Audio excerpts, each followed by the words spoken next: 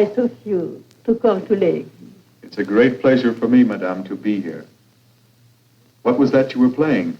I have played the third movement of the Bach concerto in D major.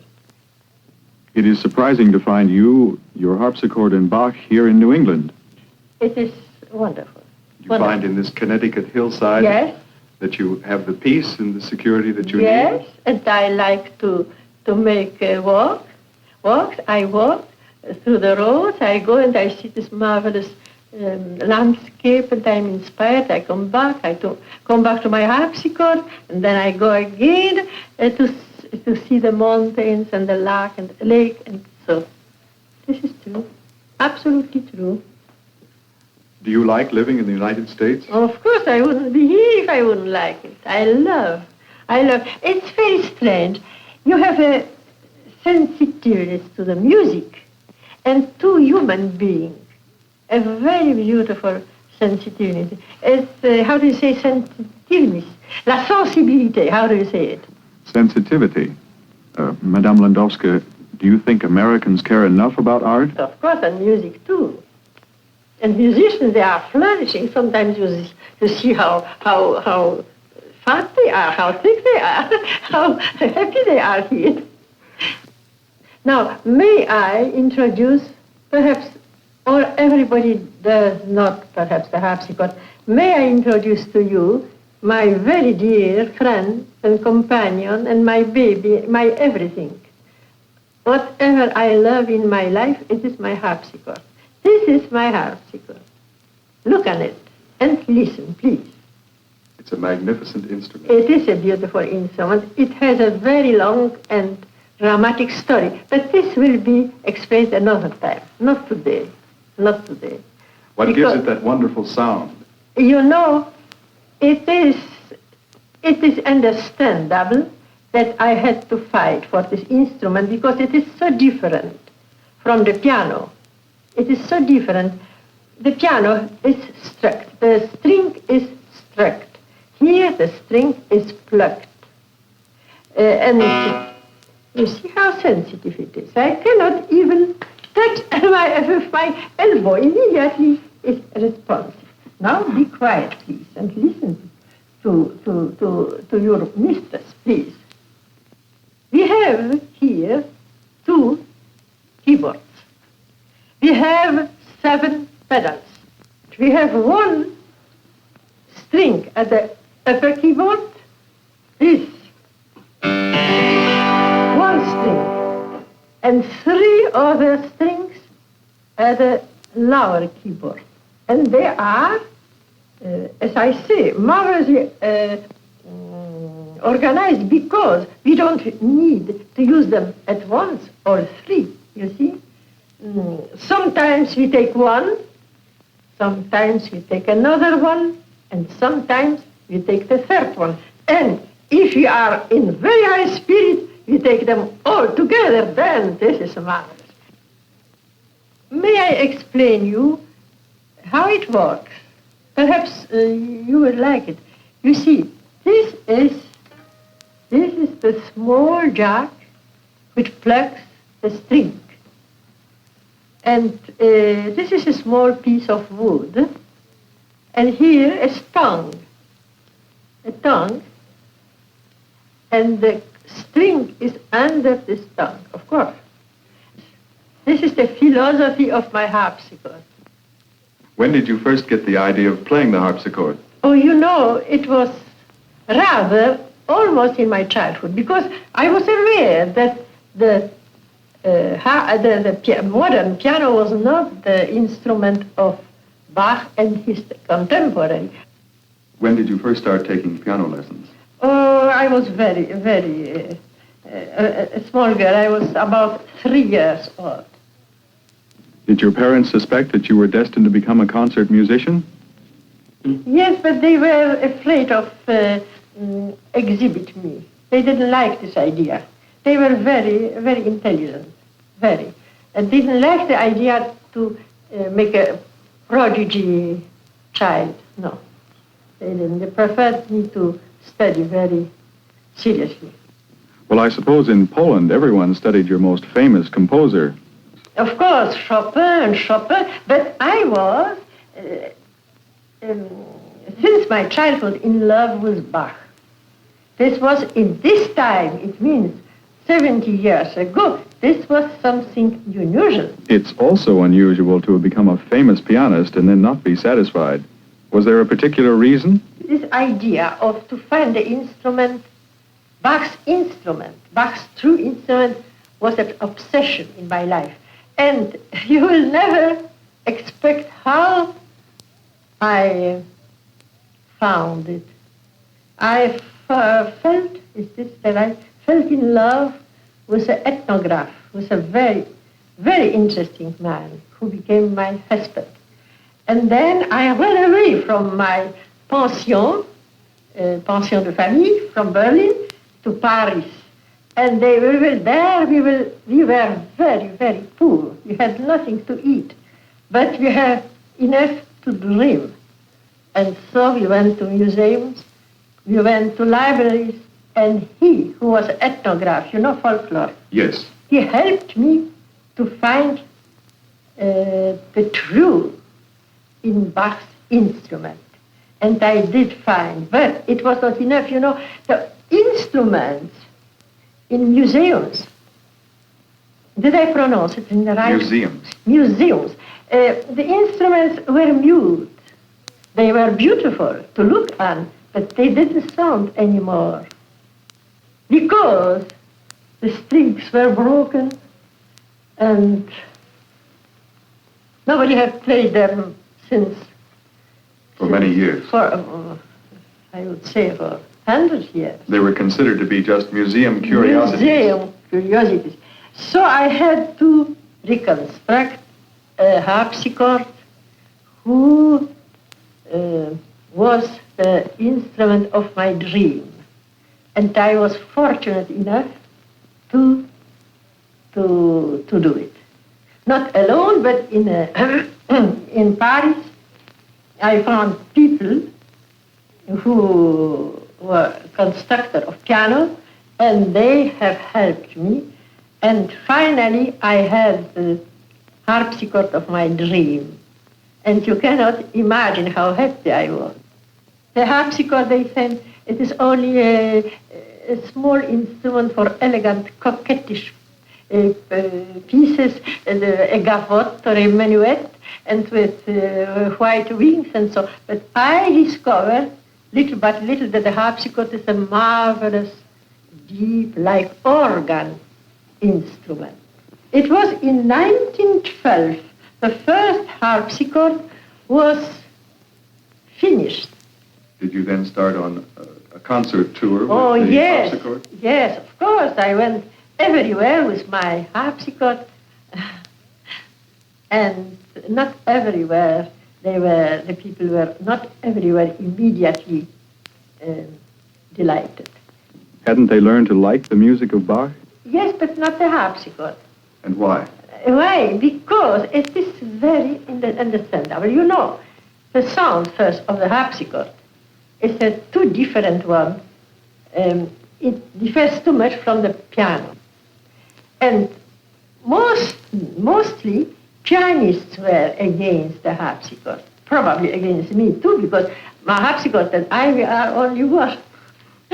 Now, they were against because the idea of interpretation and the sound was so different from the piano that they were enemies immediately.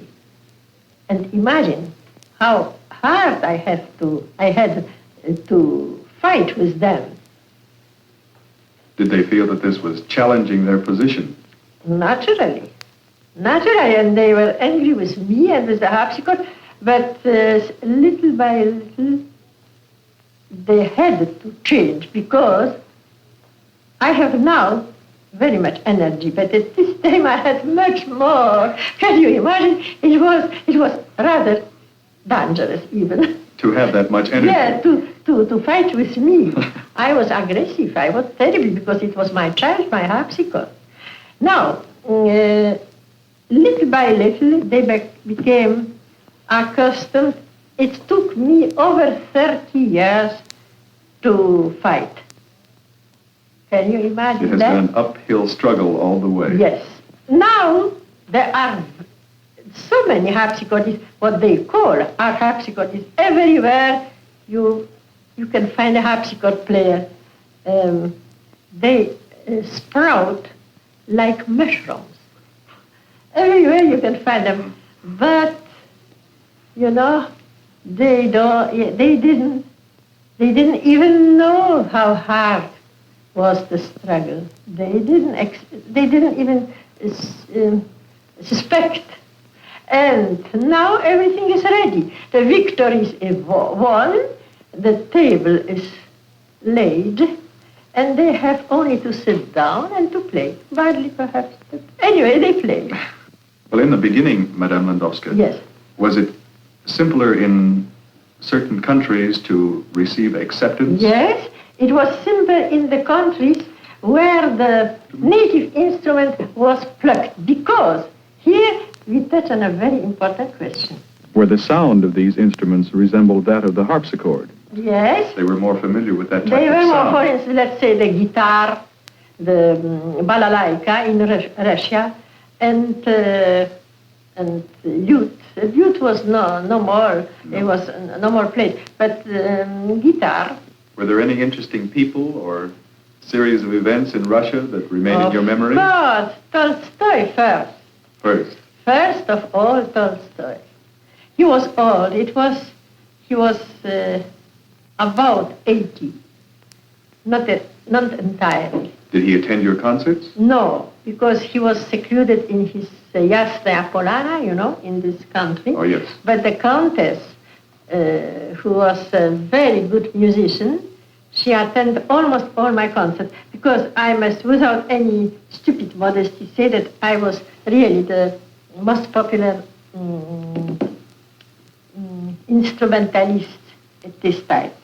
So one day, one evening, after a concert, the countess came to me backstage, and she said very many very sweet things, and then she said, what a pity that my poor husband cannot attend this concert. He cannot move, he cannot come to Moscow. And I said, if he cannot come to Moscow, I will go to him.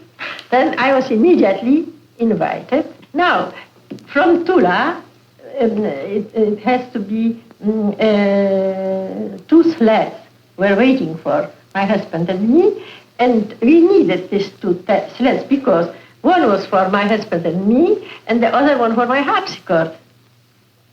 And it was a very bad evening. It was a blizzard. But you know, blizzard in Russia, you cannot imagine what it was. Snow, very small snow, but perpetually. And of course, I didn't understand how bad it was. I didn't understand that it was dangerous. We went on, and suddenly the mujik driver stopped, and he said, we have to wait, because the blizzard is so bad that we cannot go on. We have to wait till the horses will find their way. Can you imagine this? I didn't understand. I was so impetuous. I was young, and I jumped from the sled in the snow, and I was still here in the snow. My nose, my big nose, has saved me the life. How interesting is this when this mujik driver said, we have to wait till the horses find the real way. I tell you why it is so important. I found that I can apply it to very many occasions in my life. Because we have to wait. You should not push the doors. The doors, they open very easily from themselves. When I elaborate an interpretation of a prelude, of a fugue, I wait till it is ripe. Then the door in good English. The doors open by themselves. By themselves.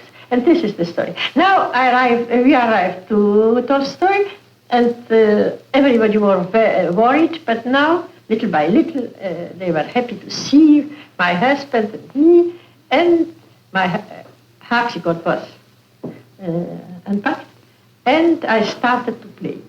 Every day I had to play the whole afternoon till very late in the evening. Tolstoy was the most musical human being I have ever met. Excuse me, because I know that you are musical, but you understand. Oh, he had never heard Bach on a No, harpsichord. no, he had Bach, but on the piano. He had never, he didn't know the harpsichord. Imagine this experience to discover for this great man a new old instrument and new old music. This was really more than marvelous, and I'll never forget it. Now, something is very interesting. He had a special love for old French dances, not country dances, but dances.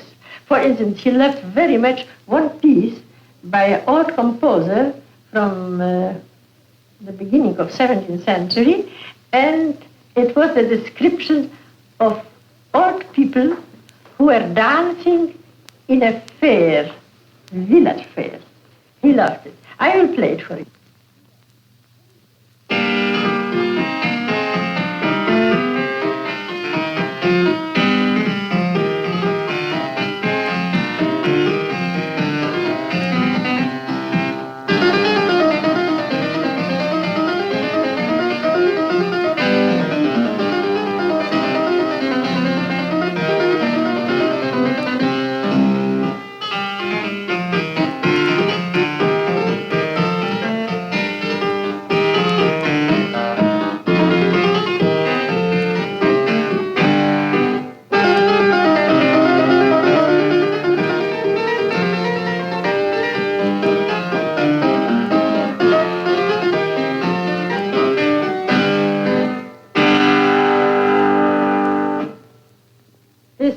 People, aren't they frisky? I can very well understand how everyone could love this music. Oh, yes, he loved it. It was the ideal audience for me. I played the whole afternoon till midnight. And then he was so happy, and he wanted to explain to everybody that this music can be understood by everybody. You would be very happy if all your audiences reacted in the same way. Yes, but they are. Not in the Tolstoy way, but in another way. I love my audience. I am in love with my audience. I share without any. I don't need to make an effort. I share with them my joy. They know it. They know it very well. Don't ask me. I love to play. I love to play, and I find the music is the greatest happiness. And I am a privileged human being because I have music in me. I was born for music. Or would it have been easier to do what you have done for the harpsichord and for the music? Yes. If you had been a man? I don't know. I don't really know. I think that a woman is able to do very many interesting things first. Because she is gifted, she can be gifted.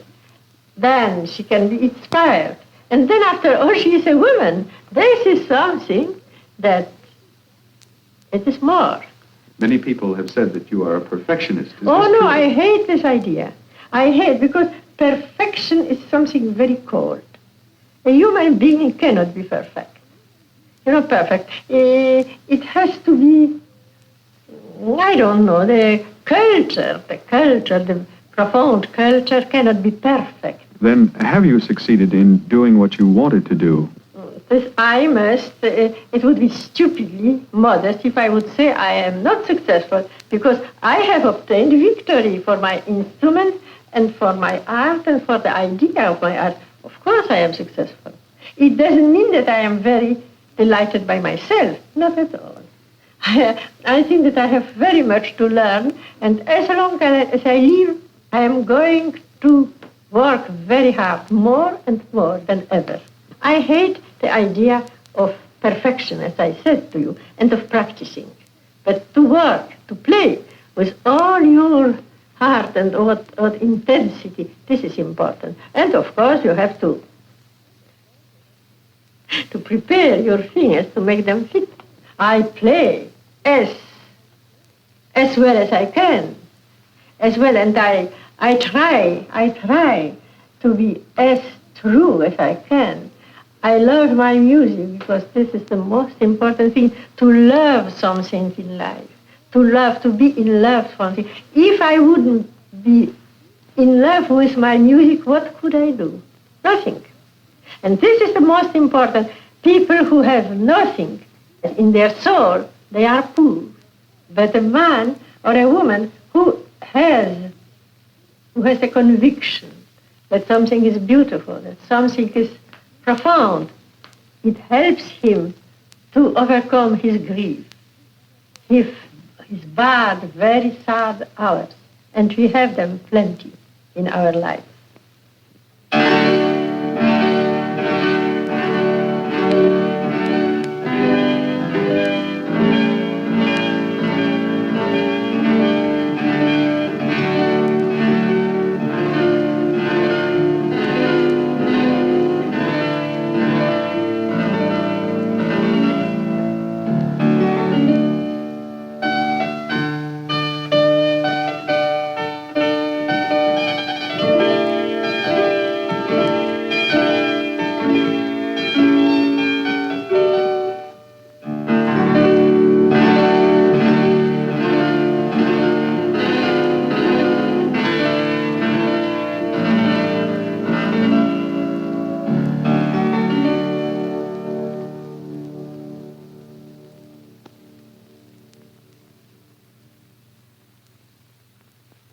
Is that the sort of music which you've been talking about? Yes, this gives relief in our grief.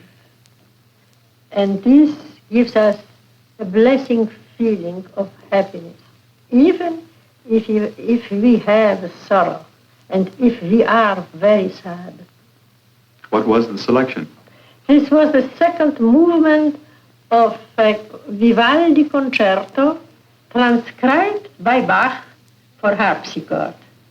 Do you think music like this could be written in the kind of world we live in? Oh, how can I answer? How can you ask this question to a poor woman like me?